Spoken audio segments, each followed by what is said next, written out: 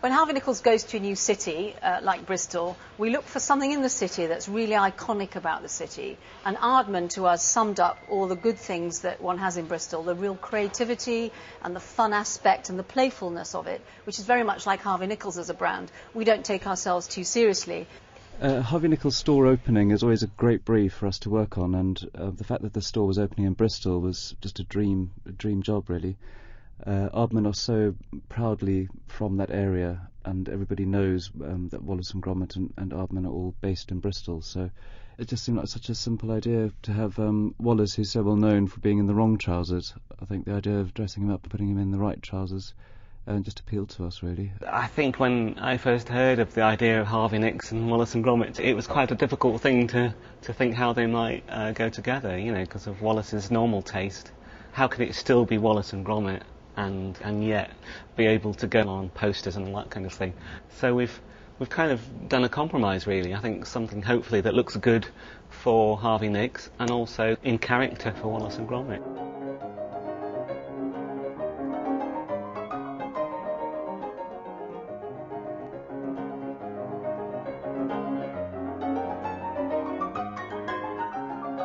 Because the clothes have to really work as advertisements for the brand, you know, we put extra detail, you know, we got really clever model makers and designers on board that could work with Harvey Nichols' actual suits but miniaturise them. The brief was to make it as close to the designer costumes as possible, but within the realms of Wallace and Gromit. So Nick had to have approval of everything we did, to the shoe shape, because the real shoes are quite pointy, quite sharp looking, but that was too sharp for the Wallace and Gromit world. And equally with Lady Tottington, we didn't want to see too much leg, we didn't see too much cleavage, just to make sure that everything was kept innocent and into a really soft, gentle world.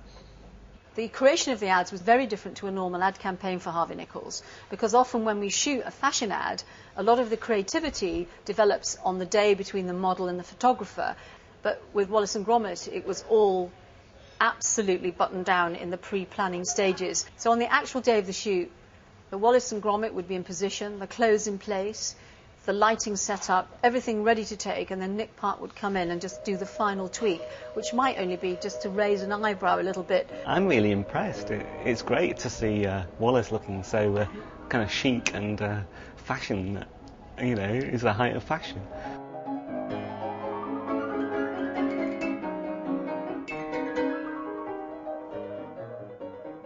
The Bristol development has given us this opportunity to provide a flagship store for the West Country. We're part of a development of 120 shops, which will pull in a wide catchment area from Bath, Gloucestershire, the Cotswolds, pull all the people in to Bristol into this development at Cabot Circus. Because before this opened, the West Country really was undershopped for the population it has. And this development has moved Bristol from the 25th on the shopping city index to the top 10. We were delighted with the adverts. I think they've really captured the fashionability of Harvey Nichols and the wit and humour that we have. And I think that the characters of Wallace and Gromit are still very much the characters of Wallace and Gromit, but with a new dimension, which is the Harvey Nichols influence. And I think that what we set out to achieve, we have.